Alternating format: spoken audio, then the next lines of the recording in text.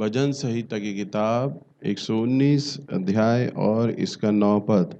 जवान अपनी चाल को किस उपाय से शुद्ध रखे, तेरे वचन के अनुसार सावधान रहने से। बस, हालेलुया। सब लोग ध्यान से सुने। परमेश्वर का वचन क्या कहता है? बहुत ही सुंदर बात है। यहाँ लिखा है, जवान अपनी चाल को किस उपाय से शुद्ध रखे। क्या लिखा है? जवान अपनी चाल को। अब बुजुर्ग लोग ये ना सोचे कि जवानों के लिए, हमारे लिए नहीं है, सबके लिए है। परमेश्वर का वचन सबके लिए है, चाहे बच्चा है, बालक है, स्त्री है, पुरुष है, कोई भी है। प्रभु का वचन कहता है, जवान अपनी चाल को किस उपाय से शुद्ध रखे, यानी हमें अपने चरित्र को किस उपाय से शुद्ध रखें? तेरे वचन के अनुसार सावधान रहने से। पहले तो सवाल है और फिर उसी के अंदर जवाब है। सवाल यह है कि हमें किस उपाय से अपने आप को क्या करना है? शुद्ध रखना है। बड़े बड़े धर्मी लोग और जो परमेश्वर का नाम लेते हैं, ईश्वर का नाम लेते हैं, बड़े बड़े तपस्वी। अब आप लोग देखते होंगे, मुझे कहते हुए अच्छा नहीं लगता, परंतु हमारे भारत के अंदर कितने बाबा लोग आज जेल में हैं।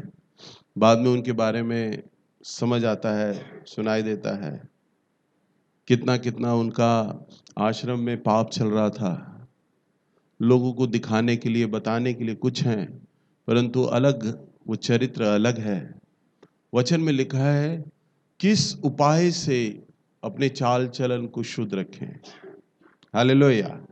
ये याद कर लीजिएगा, परमेश्वर आपके रंग रूप को नहीं देखता, वो स्त्री और पुरुष को भी नहीं देखता, वो धर्म को भी नहीं देखता, वो जात को भी नहीं देखता, वो कद काठी को भी नहीं देखता। अगर उसकी निगाह होती है ना, तो सिर्फ आपके चरित्र पर होती है, बस। परमेश्वर का वचन कहता है, तुम्हारी दृष्टि तो मनुष्य के शरीर पर होती है, परंतु मेरी दृष्टि तो मनुष्य के हृदय पर होती है। हालेलुया। हम धोखा खा जाते हैं गेरुआ वस्त्र देखकर, हम धोखा खा जाते हैं सफेद वस्त्र देखकर, हम धोखा खा जाते हैं बालों की सफेदी देखकर, दाढ़ी को देखकर धोखा खा जाते हैं, है ना। हम धोखा खा जाते हैं भीड़ को देखकर। परंतु परमेश्वर कहते हैं कि मेरी दृष्टि इन बातों पर नहीं होती, मेरी दृष्टि तो मनुष्य के चित्त पर, उसके हृदय पर होती है। तो वचन में लिखा है कि जवान अपने आप को किस उपाय से शुद्ध रखे, यानी कैसे, क्या करे कि वह अपने चरित्र की रक्षा करे। हालेलुया। तेरे वचन के सावधान रहने से। इस समय जो आप ये वचन को सुन रहे हैं मेरी आवाज के माध्यम से, और जो आपके हाथों में है परमेश्वर का वचन, इसको बार बार पढ़ने से, बार बार सुनने से, जब तक आप परमेश्वर के वचन को ध्यान से सुने, जब तक आप परमेश्वर के वचन को उस पर मनन नहीं करेंगे। पढ़ना एक अलग बात होती है, सिर्फ सीधा सीधा पढ़ लिया, परंतु बाइबल के अंदर परमेश्वर का जो वचन है ना, इसका कई लोग बड़ी तेजी से रफ्तार पढ़ लेते हैं। भैया हमने इतने आज पेज पढ़ लिए, हमने इतने अध्याय पढ़ लिए। अध्याय पढ़ने का मतलब नहीं है, परंतु उसको समझने का अर्थ है। आपको रेस नहीं जीतनी कि आपने इतने अध्याय आज पढ़ने हैं, इतनी आज आपने बाइबल खत्म कर ली। उससे तो क्या होगा, सिर्फ आपका हेड नॉलेज बढ़ेगा, ज्ञान बढ़ जाएगा बस, परंतु ज्ञान आपको नहीं बचाएगा परमेश्वर का। ध्यान से सुनिए, आपको ज्ञान नहीं बचाएगा परमेश्वर का, परंतु आपको क्या करना है, जब आप इसको पढ़ें तब इसके में छिपे एक एक भेद को, एक एक शब्द में भेद है, अगर वो शब्द अपनी जगह से हटा दिया जाए। प्रभु ने कहा है, यदि मेरे वचन में एक मात्रा, एक शब्द भी हटाया जाएगा तो भला है उसके गले में चक्की का पाट डाल के समुद्र में फेंक दिया जाए, वो बहुत दंड का भागी हो जाएगा। इसका अर्थ है कि जो वचन है, मैंने जो बोला है, उसका अर्थ ज्यों का त्यों आपको समझना है और ज्यों का त्यों आपको प्रचार करना है। हालेलुया।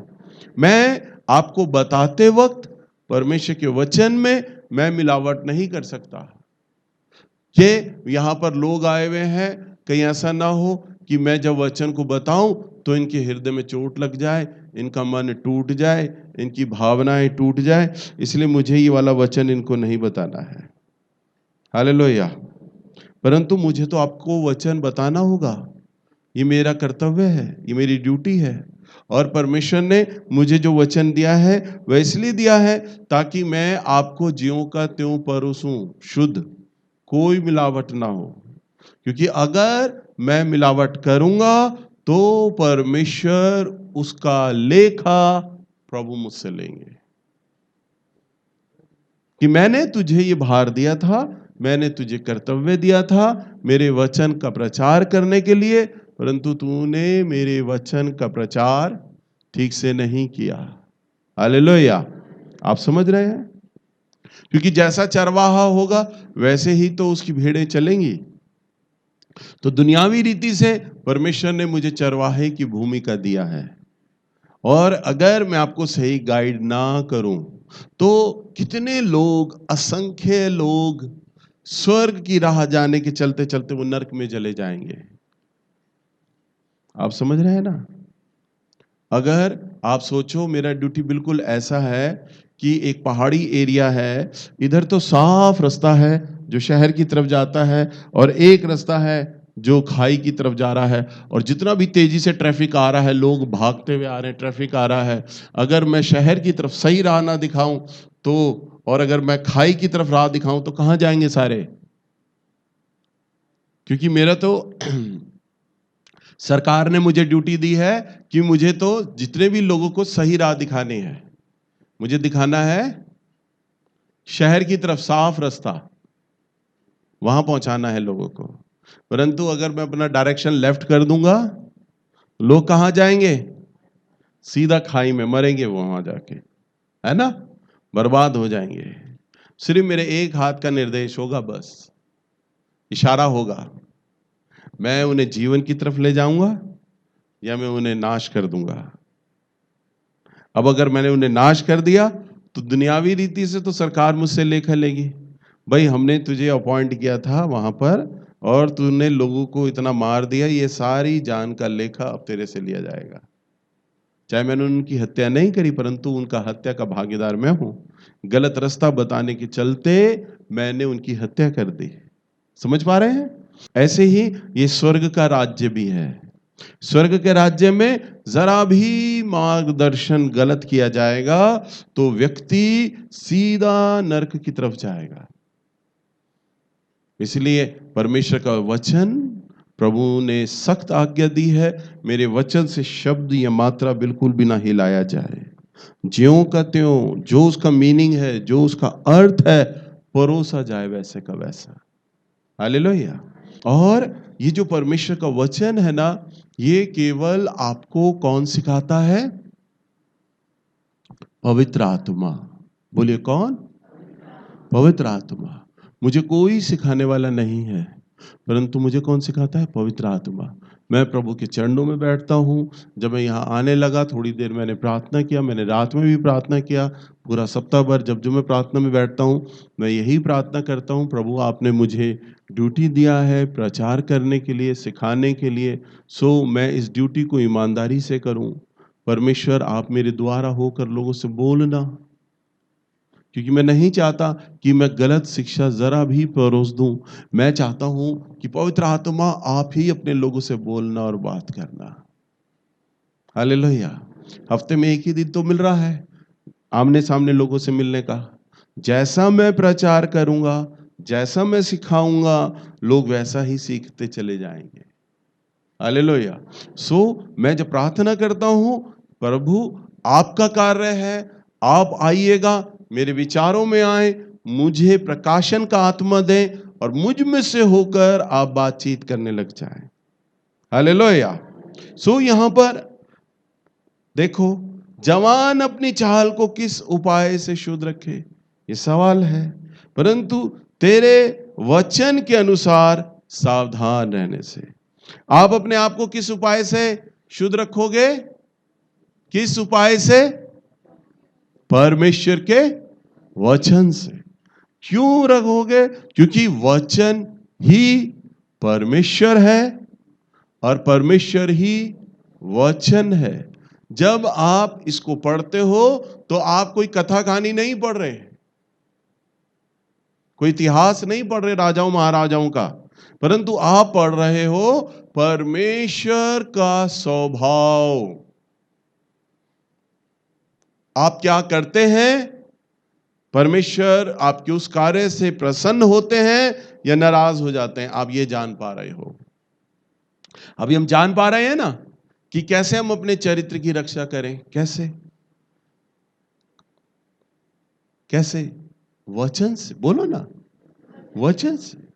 अब ये सीख पा रहे हो। परमेश्वर चाहते हैं कि आपको मेरे वचन पर ध्यान देने की आवश्यकता है। हालेलुया। सो आप जितना परमेश्वर के वचन को पढ़ेंगे, जानेंगे, सुनेंगे, समझेंगे, आपका चरित्र निर्माण होगा। आपका चरित्र प्रभु के चरित्र के समान बनता चला जाएगा। हालेलुया। एक बार मैं अपने कमरे में बैठा हुआ था और आराम से रिलैक्स था, बिल्कुल आराम कर रहा था मैं। लगभग 7, 7:30 का समय रहा होगा। टेबल पर दोनों पैर रखे हुए थे, गोद में तकिया रखा था, मोबाइल रखा था, रिलैक्स होके बस वामोस भैया कहते हैं ना पिचक पिचक, तो वो हो रहा था। मैं चला रहा था मोबाइल, व्हाट्सएप वगैरह देख रहा था, फेसबुक देख रहा था। अचानक मैंने महसूस किया अपने कमरे के अंदर प्रभु की आत्मा आई, उसकी उपस्थिति बनी। परमेश्वर की आत्मा ने मुझे कहा अपना मोबाइल रख। मैं हल्का सा कुछ सेकंड लेट हुआ, मैंने कहा अभी रखता हूं। मैं कुछ मैसेज में पढ़ रहा था, मैंने कहा जरा मैं पूरा पढ़ लूं। परमेश्वर की आत्मा ने मुझे डांटा, रख इसे, मैं आ चुका हूं।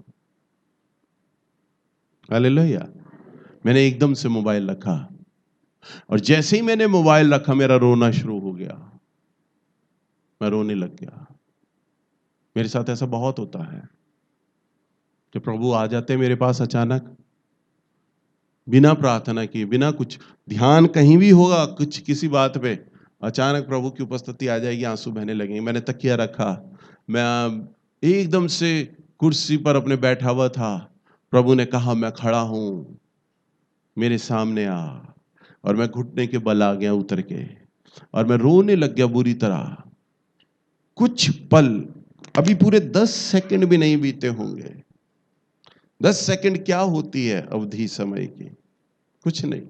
10 सेकंड भी नहीं बीते होंगे और तब अचानक जब मेरा मन सोशल मीडिया में लगा है, व्हाट्सएप फेसबुक देख रहा हूं, मैसेजेस पढ़ रहा हूं लोगों के, अचानक प्रभु आ गए और मैं रोने लग गया, मेरे आंसू बहने लग गए। जब मैं प्रभु के आगे बैठा हूं, परमेश्वर ने मुझे कहा मैं पवित्र हूं, तू भी पवित्र बन। हालेलुया। क्या कहा परमेश्वर ने? मैं पवित्र हूं, तू पवित्र बन। और तब मैंने प्रभु को कहा, प्रभु मुझे आप जैसा जीवन चाहिए, आप जैसा स्वभाव चाहिए, आप जैसा चरित्र चाहिए। आप अपनी प्रार्थनाओं में क्या मांगते हैं? पैसा मांगते हैं, है ना?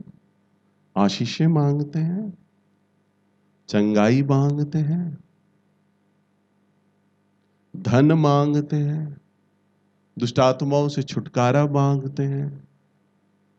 प्रभु आपको तब तक ये बात नहीं बोलेगा क्योंकि वो जानता है अभी तो आपकी जो मांगे हैं ना, उसे चाहने की, आप अभी उससे प्यार नहीं करते। वो ये जानता है, वो ये जानता है मेरी आशीषों से प्यार करते हैं, मुझसे प्रेम नहीं करते हैं। हालेलुया। क्योंकि उसे पता है अगर मैं इन्हें चंगाई नहीं दूंगा, आशीष नहीं दूंगा, इनकी प्रार्थना का उत्तर नहीं दूं, तो ये संडे को नहीं आएंगे। हालेलुया। परंतु वो आपसे ये बात कब कहेगा? जब आपका ध्यान आशीषों से हटने लगेगा, आप प्रभु के वचन की तरफ चलने लगेंगे, तब परमेश्वर आपको अपने समान बनाने का प्रयास करेंगे। हालेलुया। प्रभु याद कर लीजिएगा, प्रभु कभी भी जब हमें शब्द बोलते हैं ना, कोई भी, वो इतने गंभीर हैं, इतने जागरूक हैं, इतने अति बुद्धिमान परमेश्वर हैं। वो ये जानते हैं कि मैं जब जिस व्यक्ति को जो बात बोलूंगा ना, वो पूरा करेगा। हालेलुया। क्यों मालूम है? मालूम है क्यों? अभी मैं इन भाई को बोलूं, भाई मुझे 5,000 दे दो, ये शक पका देंगे। 5,000? और जेब में भी होगा ना, बुरा मत मानना, उदाहरण दे रहा हूं, जेब में भी होगा ना, बोलेंगे भैया अभी आप मुझे अगर फोन कर देते या फोन करा देते ना, तो मैं आपको दे देता। बस घर से निकलते वक्त मैंने बनिए का हिसाब चुकता करना था, मैंने उसको देता हुआ आ गया। है नहीं, परंतु अगले हफ्ते 10 दिन का आप टाइम दो, मैं जरूर करूंगा। परंतु वो झूठी तसल्ली दे रहे होंगे मुझे। वो कहते हैं ना, बनिया गुड़ ना दे पर गुड़ जैसी बात करे। मैं अगर संजय को बोलूंगा, संजय बेटा मुझे 5,000 चाहिए, ये कहेगा भैया 5,000? मैंने कहा बेटा, ये कहेगा भैया अभी तो मैं लाया नहीं, पर मैं ललिता को बोल देता हूँ, अभी वो चर्च आएगी ना, तो मैं उसे बोल देता हूँ एटीएम कार्ड से ना बैंक से निकालती भी लाए वो। हालेलुया। मुझे तसल्ली हो जाएगी, घंटा 2 घंटे बाद इसकी बीवी आ रही है तो 5,000 ले आएगी। हालेलुया।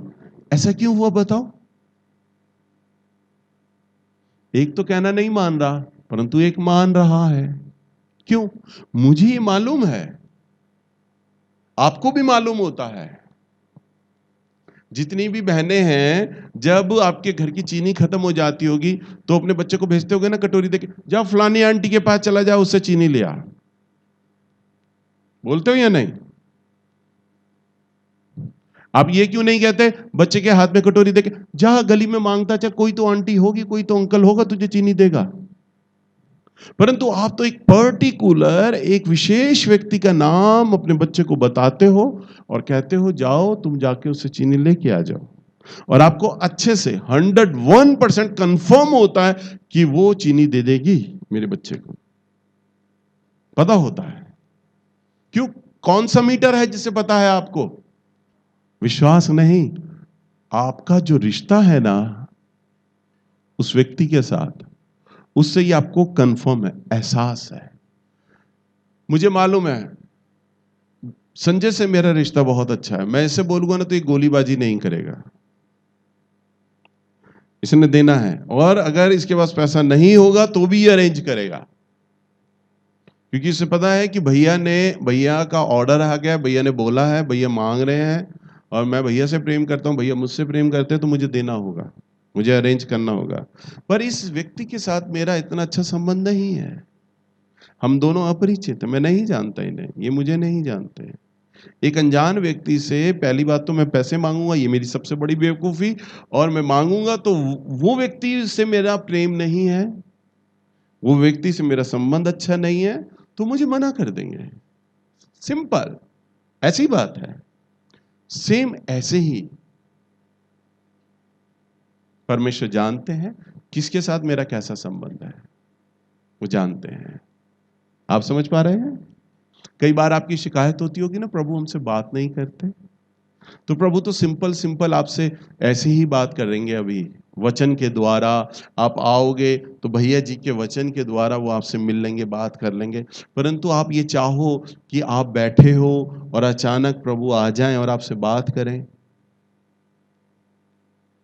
तो ये अनुभव आपको तब होगा जब आपका संबंध प्रभु से अच्छा होगा, क्योंकि वो ये जानते होंगे जब मैं से जो बोलूंगा ना उसका करने का ये प्रयास करेगा। और जब प्रभु ने मुझे कहा मैं पवित्र हूं, तू भी पवित्र बन, जब प्रभु ने मेरे आगे अपनी इच्छा रखी, तब से मेरा और प्रयास होने लगा कि मैं अपने चरित्र से, अपने स्वभाव से मैं परमेश्वर को प्रसन्न करने वाला ठहरूं। हालेलुया। क्योंकि मेरे परमेश्वर चाहते हैं, प्रभु ने मेरे आगे मैं इस वचन को जानता हूं कि परमेश्वर की इच्छा है कि हम अपने आप को शुद्ध रखें, ये सब लोग जानते हैं। आपको पता है ना, आप परमेश्वर की इच्छा है कि आप शुद्ध रहें, पवित्र रहें, है ना? सब जानता, कौन नहीं जानता? राह चलते पुछते पे भी आदमी से अगर पूछो ना, भाई क्या आपको पता है कि परमेश्वर ये चाहता है कि आप पवित्र रहें? वो कहेगा हाँ जी, पवित्र होना चाहिए। तभी तो जो बेचारे अन्य जाति लोग हैं वो कितना, जब पूजा पाठ करते तो पहले नहा धो लेते हैं ना, चमकाते हैं शरीर को। क्यों? ताकि नहाने से क्या होगा, हम पवित्र हो गए। शरीर का मैल तो उतारा, परंतु यहां का मैल उतरा या नहीं उतरा? नहीं। परंतु परमेश्वर शरीर को नहीं देखते, वो तो ये देखते हैं यहां की सफाई होना आवश्यक है, यहां का मैल उतरना आवश्यक है। हालेलुया। रोज तो आप नहाते हैं, रोज नहीं तो एक दिन छोड़ के एक दिन नहाओगे। या कोई ऐसा है जो हफ्ते भर तक ना नहाता हो? बताओ। कोई होगा भी तो नहीं बताएगा। हालेलुया। परंतु परमेश्वर क्या करेंगे? वो चाहते हैं कि जब मैं आऊं सामने, तो सामने वाला मुझे स्पष्ट उत्तर दे और मुझसे व्यक्तिगत मिले और बात करे। मैं जो कहूं वो हो जाए, बस। तभी तो मैं आपको बता रहा हूं, वो इतने गंभीर हैं, इतने बुद्धिमानी परमेश्वर हैं, उन्हें मालूम है सामने वाले के साथ मेरा कैसा संबंध है। मैं इसे कहूंगा और ये मेरी बात को मान लेगा। हालेलुया। सो प्रभु आपके जीवन को आशीषित करेंगे। सो आपको अपने चरित्र की, अपने स्वभाव पर हमेशा निगाह लगाकर रखनी है। ध्यान दो, क्योंकि शैतान का हमला वहीं पर होता है। सुनो, जब परमेश्वर ने अदन की वाटिका को बनाया, तब परमेश्वर ने आदम और हव्वा को बनाया। तब उस जमाने में नाई तो थे नहीं। आदम के स्वाभाविक के बाल लंबे लंबे होंगे, औरत के भी बाल लंबे थे। नेल कटर तो होता नहीं था, नाखून भी बड़े हुए होंगे उनके। तब जब शैतान आया ना, तो शैतान ने उनके बाहरी रूप को नहीं छेड़ा। आदम को नहीं कहा चल आदम मैं तेरे बाल काट देता हूं, औरत मैं तेरे बाल काट दूं। आदम या स्त्री के उसने नाखून नहीं काटे, उसने शरीर को तो छेड़ा ही नहीं बिल्कुल भी। उसने ये भी नहीं कहा कि तू कीचड़ में लेट जा तो तू पापी हो जाएगा ना, परंतु उसने किसे छेड़ा? भीतरी आदम को, भीतरी मनुष्यत्व को छेड़ा। हालेलुया। उसने बस सिंपल वो ये जानता था कि मैंने इनका अगर परमेश्वर से संबंध तोड़वाना है ना, तो मैंने इनके बाल नहीं कटवाने, नाखून नहीं कटवाने, वो तो संबंध इनका परमेश्वर से बना रहेगा। अगर ये दोनों कीचड़ में भी लेट जाएंगे ना, तो भी ये परमेश्वर के लिए पवित्र हैं। परंतु मैंने तो इनका चरित्र बिगाड़ना है। हालेलुया। मैंने इनका क्या करना है? चरित्र बिगाड़ना। और उसने स्त्री और पुरुष यानी पहले आदम और पहली स्त्री यानी हव्वा, उनका क्या किया था? सिर्फ केवल बस चरित्र ही तो बिगाड़ा था। चरित्र बिगाड़ा और वो लोग क्या हो गए? परमेश्वर के साथ अलग हो गए। हालेलुया। तो शैतान आपके जीवन पर कहां हमला करेगा? ये तो बेवकूफी है कि हम ये सोचें कि सफेद कपड़ा पहने। अभी मैं यहां आ रहा था, बहुत सी औरतें कहीं सत्संग से आ रही होंगी, बेचारे सफेद कपड़े पहने हुए आ रही थी, सफेद कपड़े। मैं सोच रहा बेचारी कितनी अच्छी धार्मिक विचारों की हैं, सोच रही हम सत्संग गए हैं, सफेद कपड़ा पहना, हम कितनी पवित्र हो गई आज इतवार के दिन। परंतु नहीं, इंसान धोखा खा सकता है, परंतु शैतान नहीं धोखा खाता, क्योंकि वो तो परमेश्वर से निकल कर आया है। वो जानता है मैंने कहां इसको छेड़ना है, इसके चरित्र को बिगाड़ देना है, बस, और कुछ नहीं करना। तो आपको क्या करना होगा? अपने चरित्र की रक्षा करनी है।